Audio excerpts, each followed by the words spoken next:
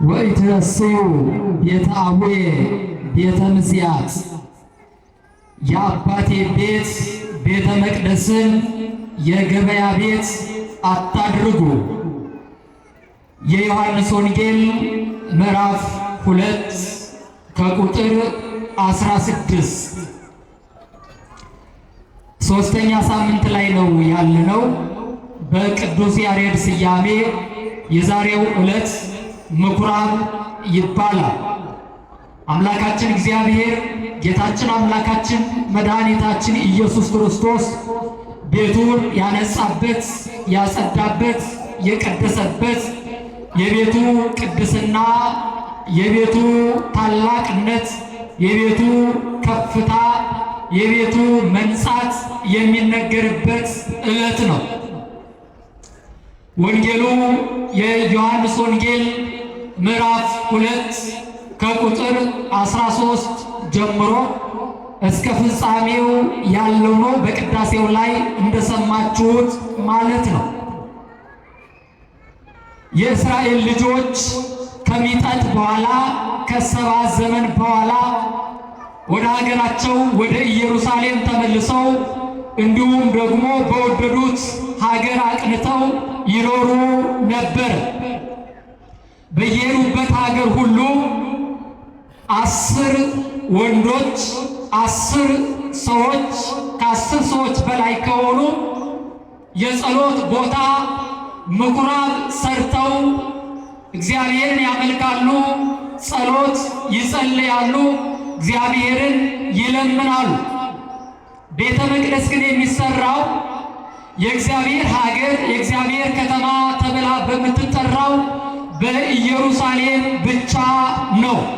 ምኩራብን ግን በየትኛውም ቦታ በየትኛውም ስፍራ አይሁዳውያን ባሉበት ብቻ ከ10 በላይ ከሆኑ ምኩራብ ሰርተው ጸሎት ያደርጋሉ፣ አምልኮታቸውን ይፈጽማሉ።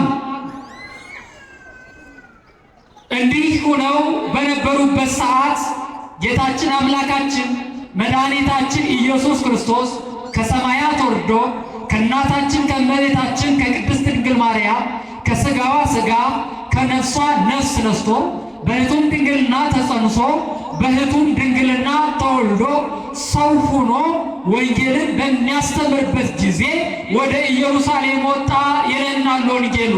ወደ የት ወጣ ክርስቲያኖች? ወደ ኢየሩሳሌም ወጣ። ወእምድረስ ኮነ በበዓሎሙ ለአይሁድ አርገ እግዚእ ኢየሱስ ኢየሩሳሌም። ከዚህ በኋላ አለ ወንጌላዊው አይሁድ በዓል በሚያደርጉበት ጊዜ ጌታችን መድኃኒታችን ኢየሱስ ክርስቶስ ወደ ኢየሩሳሌም ወጣ። ይህንን በዓል ወንጌላዊ ዮሐንስ የመጀመሪያ በዓል ብሎ ይጠራዋል። ምክንያቱም ወንጌላዊ ዮሐንስ ጌታ በአራተኛው ፋሲካ ተሰቀለ የሚለውና ጠንቅቆ ይቆጥራል። ጌታ ሰው ከሆነ በኋላ 33 ዓመት ከ3 ወር በዚህ ምድር ሲኖር 3 ጊዜ በዓለ ፋሲካን አክብሯል። 3 ጊዜ በዓለ ፋሲካን ካከበረ በኋላ ፋሲካ ማለት ማለፍ ማለት ነው፣ እረፍት ማለት ነው። በአራተኛው ፋሲካ እርሱ ራሱ እረፍት ሆኖ ማለፍ ሆኖ መስዋዕት ሆኖ በግ ሆኖ ተሰውቶ አልፏል። በዓለ ፋሲካ የአይሁዳውያን እረፍታቸው ነው። ከግብፅ የወጡበት ነው፣ ያረፉበት ነው። ሥጋዊ እረፍት ማለት ነው። ጌታ ደግሞ 3 ጊዜ በዓላትን አከበረ፣ ፈጻሜ ሕግ ነውና። በአራተኛው ግን እርሱ ራሱ ፋሲካ ሆነ። ሐዋርያው ቅዱስ ጳውሎስ ምን ይላል? እነሆ በፋሲካችን ክርስቶስ ተሰቀለ ብሎ እንደተናገረ እርሱ እረፍት ሆነ። ከዚህ አስቀድሞ የነበረው ፋሲካ የሥጋ እረፍት እንደሆነ የሥጋ ማለፍ እንደሆነ ጌታችን አምላካችን መድኃኒታችን ኢየሱስ ክርስቶስ ደግሞ በግ ሆኖ አማናዊ በግ ኃጢአት የሌለበት በግ ነውር የሌለበት በግ ሆኖ ተሰውቶ እረፍተ ነፍስ አግኝተንበታል። ነፍሳት ባሕረ እሳትን አልፈውበታል። እኛ እረፍተ ነፍስን አግኝተንበታልና እርሱ ፋሲካ ሆኖ ጌታ ተሰውቷል፣ ዕረፍታችን ሆኗል። ይህንን ወንጌላዊው ጠንቅቆ ይቆጥራል እና ጌታ በአይሁድ ፋሲካ ወደ ኢየሩሳሌም ወጣ። ወደ ኢየሩሳሌም በሚወጣበት ጊዜ ወረከበ በምኩራብ እንዘ ይሰይጡ አልህንተ ወአባጋ ወአርጋበ ይላል። በምኩራብ በቤተ መቅደሱ አይሁድ ገበያ አድርገው ላሙን፣ በጉን፣ ርግቡን እየሸጡ አገኝ። አስቡ ክርስቲያኖች፣ ምኩራብ የጸሎት ቤት ነው። ቤተ መቅደሱ የእግዚአብሔር ቤት ነው። መስዋዕት የሚሰዋበት ነው። እግዚአብሔር የሚገለጥበት ነው። እግዚአብሔር ምሕረቱን ለሕዝቡ የሚልክበት፣ ሕዝቡ ጸሎታቸውን የሚያደርሱበት፣ የእግዚአብሔርን ድምፅ የሚሰሙበት፣ መስዋዕት የሚሰውበት የእግዚአብሔር ቤት ነው ቤተ መቅደሱ ምኩራቡ። ለሰሎሞን እንደተናገረ በዚህ ቤት አለ እግዚአብሔር ልቤ፣ ዓይኔ፣ ሐሳቤ ሁልጊዜ ይኖራል ብሎ እግዚአብሔር በተናገረበት ቤት አይሁድ ገበያ አደረጉት፣ የንግድ ቦታ አደረጉት፣ የሸቀጥ ቤት አደረጉት፣ መለዋወጫ አደረጉት።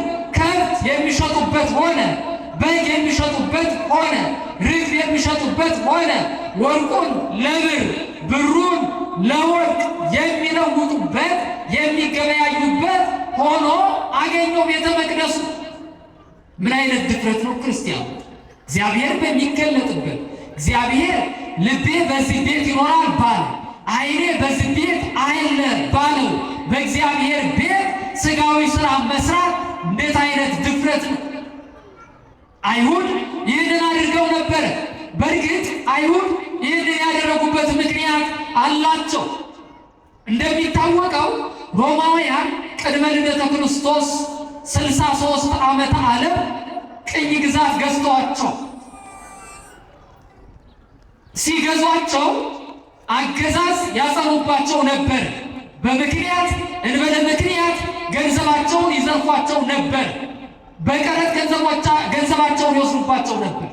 በገበያ ሲያገኟቸው ከብቶቻቸውን ይወስዱባቸዋል፣ በጎቻቸውን ይወስዱባቸዋል፣ ወርቃቸውን ይወስዳሉ። ልዩ ልዩ ከምድር ያገኙትን የምድርን ፍሬ ሁሉ ይወስዱባቸው። በዚህ እስራኤላውያን ተመረሩ።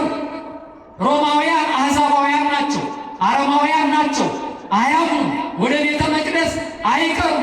እነሱም አይሁድ ደግሞ ይባ ሞዓባዊ ወአሞናዊ እስከ ነሳልስ ወራብዕ ትውልድ፣ ሞዓባዊ አሞናዊ ያላመነ አሕዛባዊ እስከ 4 እስከ 3 ትውልድ ወደ ምኩራብ አይግባ፣ ወደ ቤተ መቅደስ አይምጣ እያሉ እነርሱን ይከለክሏቸዋልና፣ ሮማውያንም ደግሞ ወደ አይሁድ ቤተ መቅደስ መግባት፣ ወደ አይሁድ ምኩራብ መግባት እንደ መርከስ ይቆጥሩ ስለነበረ ወደ ቤተ መቅደስ አለመቅረባቸውን አውቀው ገበያቸውን አይሁዳውያን በቤተ መቅደሱ አደረጉ። ለምን? ወደ ቤተ መቅደሱ ስለማይቀርቡ፣ መጥተው ስለማይቀሟቸው፣ ገንዘባቸውን ስለማይወስዱባቸው ቤተ መቅደሱን ገበያ አደረጉት። መንፈሳዊውን ቦታ፣ መንፈሳዊውን ስፍራ፣ እግዚአብሔር የሚገለጥበትን ቦታ ለስጋዊ ጥቅማቸው እንዳይወሰድባቸው ስጋዊ ጥቅማቸውን ማስከበሪያ አደረጉት ቤተ መቅደሱ። ክርስቲያኖች አንዳንድ ጊዜ መንፈሳዊ ሕይወታችንን በስጋዊ ጥቅም የምንለውጥበት አጋጣሚ ይኖራል። እንደዚያ ብሎ ግን ክርስትና የለም። ክርስቲያኑ እንዲህ ያደረጉት አይሁዳውያን እግዚአብሔር ይቅር በሚልባቸው ንስሐ በሚገቡበት ቦታ፣ ስርየት በሚያገኙበት ቦታ፣ ከእግዚአብሔር ጋር በሚታረቁበት ቦታ፣ በመንፈሳዊው ቦታ ስጋዊ ፍላጎታቸው እንዲከናወን አደረጉ። በዚህ እግዚአብሔር አልተደሰተም።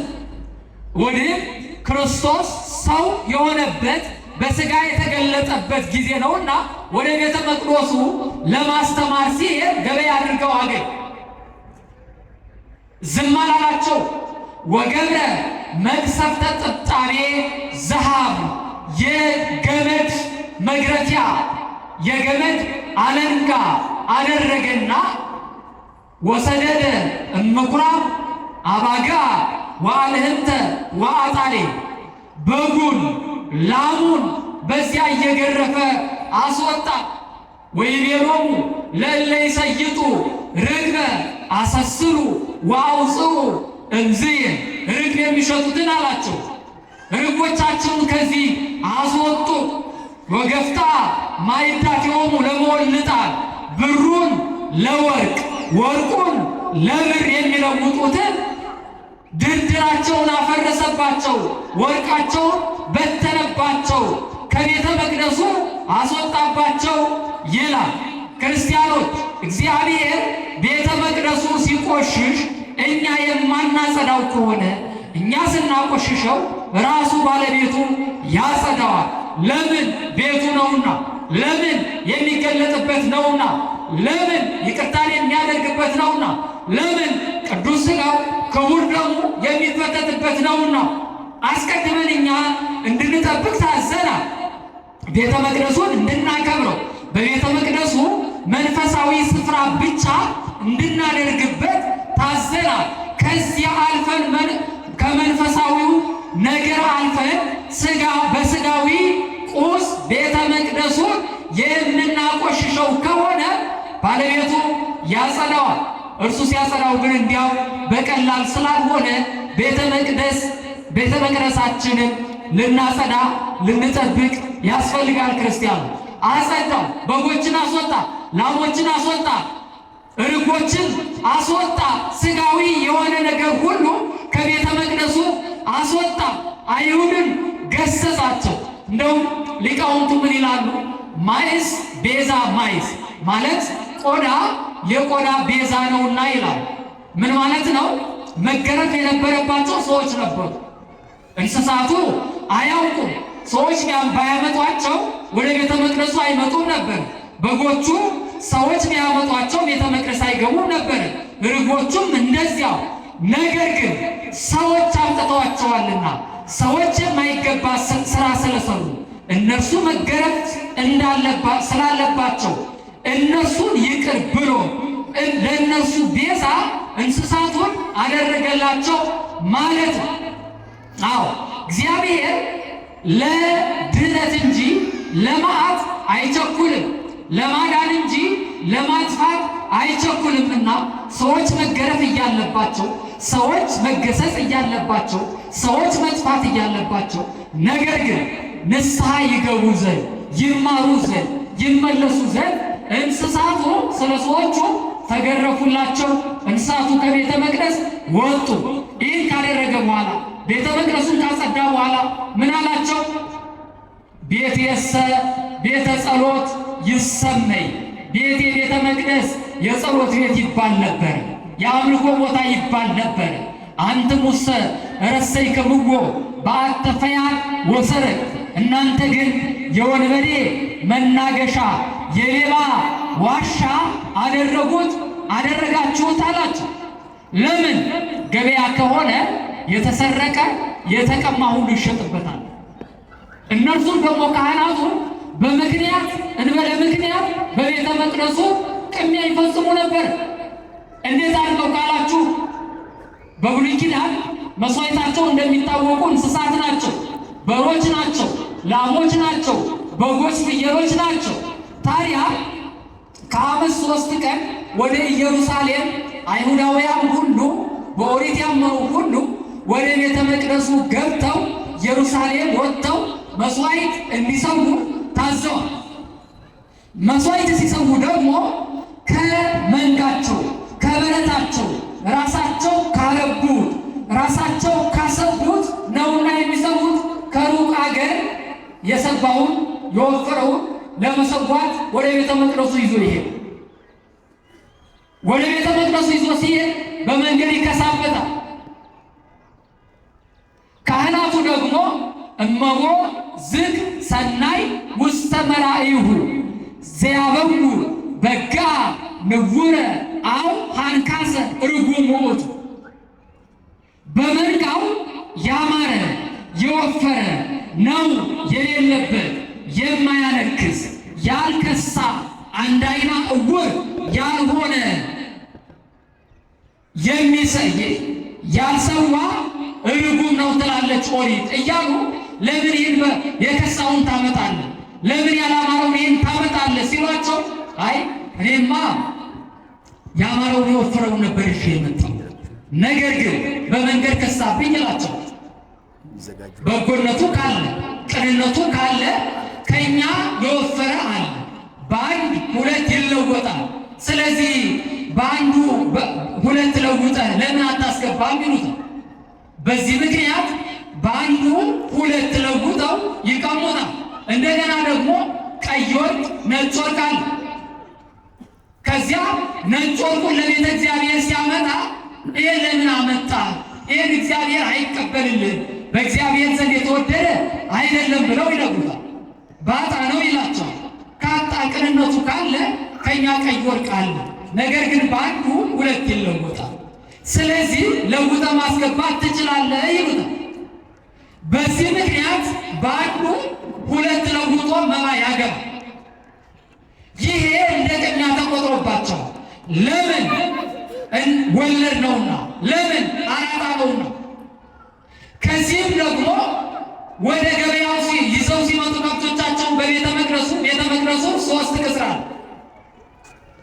የመጀመሪያው ቅጽር የሕዝቡ ነው፣ ሁለተኛው የካህናቱ ነው፣ ሶስተኛው የእግዚአብሔር እና ሕዝቡ የመጀመሪያው ቅጽር ላይ ገበያ ያደርጋል።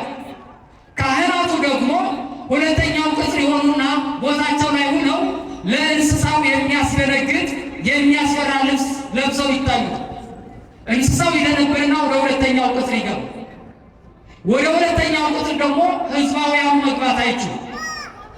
ከቅጽር የገባ አይወጣ፣ ከል የለበሰ ደግሞ አይነጣ እያሉ እንደዚህ እያደረጉ ይቀሟቸዋልና ቤቴ የሌባ ዋሻ የወንበዴዎች መገሳገሻ አደረጋችሁ፣ ነገር ግን የጸሎት ቤት ተብሎ ነበረ።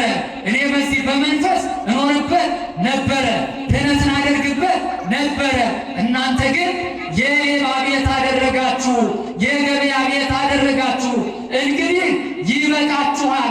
ወኢትሬስዩ ቤታሁየ ቤተ ምስያ፣ የአባቴን ቤት ቤተ መቅደስን የገበያ ቤት አታድርጉ ብሎ ቤቱን ንጹሕ አደረገው፣ ቤቱን አጸዳው፣ እንስሳቱን አስወጣ፣ ሰዎችን ገሰጻቸው፣ ቤቱን ንጹሕ አደረገ። ክርስቲያኑ እንግዲህ ይሄ ቀን የእግዚአብሔር ቤት ቅድስና፣ ንጽሕና፣ መጽዳቱ፣ መንጻቱ የሚነገርበት ዕለት ነው። ክርስቲያኑ የእግዚአብሔርን ቤት የምናቆሽሽ ከሆነ የእግዚአብሔርን ቤት የንግድ ቤት የምናደርግ ከሆነ እግዚአብሔር ቤቱን ያጸዳል።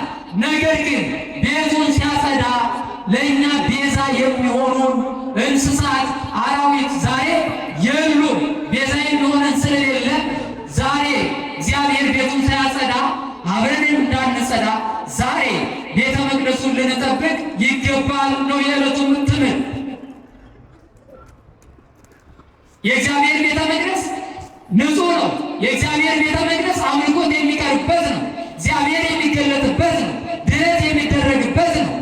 ቅዱስ ሥጋው ክቡር ደሙ የሚፈተትበት፣ ለምእመናን የሚቀርብበት፣ ኃጥአን ጻድቃን የሚሆኑበት፣ የተዳደፉት ንጹሐን የሚሆኑበት፣ የራቁት የሚቀርቡበት፣ እግዚአብሔር የሚገለጥበት፣ እኛ የምንባረክበት ቤቱ ነውና ቤተ መቅደሱን ማቆሸሽ አያስፈልግም። አንዳንድ ሰዎች በቤተ ክርስቲያን የልማት መስፋፊያ አንዳንድ ነገሮች ሲከናወኑ እንደው የእግዚአብሔርን ቤት ቤተ መቅደሱን የገበያ ቤት አደረጋችሁት ብለው ይናገራል። ትኩረቱ እዛ ላይ አይደለም። ክርስቲያኑ ያማ የልማት ማስፋፊያ እኮ ነው። ገጸ ንበት ብቻ መመልከት የለብንም። ምስጢሩን ነው ማየት ያለብን። የእግዚአብሔር ቤት ቤተ መቅደሱ መጽዳት ያለበት ከመከፋፈል፣ ከመጠላላ፣ ከጎጠኝነት፣ ከብልሹ አሰራር እንጂ ሌላውማ እኮ ትርፍ ነገር፣ ሌላውማ እኮ አምልኮ ፍላጎቱ ይፈጸም ዘንድ ለስብከተ ወንጌል ማስፋፊያ ነው የተደረገው። ማስፋት ያለብን በቤተ መቅደሱ ይህንን የነገርኳችሁን ነገር እናንተ ወደ ቤተ መቅደስ ስትመጡ በቤተ መቅደሱ የግል ወሬ አለመያዝ፣ በቤተ መቅደሱ ዓለማዊ ፍላጎትን አለማሟላት፣ ከስልካችሁ መታቀብ እንጂ ሌላውማ ለስብከተ ወንጌል ማፋጠኛ የተደረገ ነገር ነው። ስለዚህ ቤተ መቅደሳችን ጠብቀን ልንኖር ያስፈልጋል። በቤተ መቅደስ በመጽሐፍ ቅዱስ 4 ነገሮች የእግዚአብሔር ቤተ መቅደስ ተብሎ፣ አንደኛ ሰማይና ምድር። ለምን? ረቂቁ እግዚአብሔር በሁሉ የመላው እግዚአብሔር በባህሩ በየብሱ በውቅያኖሱ በሰማይ በምድር እኛ በምናውቀው እኛ በማናውቀው እሱ በሚያውቀው ደግሞ ከዚያ ውጭ ይኖራልና ሰማይና ምድር የእግዚአብሔር ቤተ መቅደሶች ይባላሉ። አካለ ክርስቲያን እኛ የእግዚአብሔር ቤተ መቅደሶች እንባላለን። ኢየሩሳሌም ሰማያዊት የእግዚአብሔር ቤተ መቅደስ ትባላለች። ይህች ቤተ ክርስቲያን የእግዚአብሔር ቤት ትባላለች። ስለዚህ እነዚህም 4 ነገሮች ጠብቆ መኖር ያስፈልጋልና ይህንን አድርገን እንድንኖር አምላካችን እግዚአብሔር ይርዳል። ይልቁንም ቤተ መቅደስ የተባለ ሰውነታችንን ከኃጢአት ከመከፋፈል ከንጹህ ካልሆነ ነገር ጠብቀን እንድንኖር ያስፈልጋልናልና አምላካችን እግዚአብሔር ቤተ መቅደስ ስጋችንን፣ ቤተ መቅደሳችንን፣ ዓለማችንን ከግፍ ከኃጢአት ከጣዖት ከልዩ ልዩ ነገር ንጹህ አድርገን እንድንኖር እርሱ ይርዳን። ያስተማረን የገሰጸን የአባቶቻችን አምላክ ክብርና ምስጋና አምልኮትና ውዳሴ ለገናናው ስሙ ይሁንልን። ይቆየን።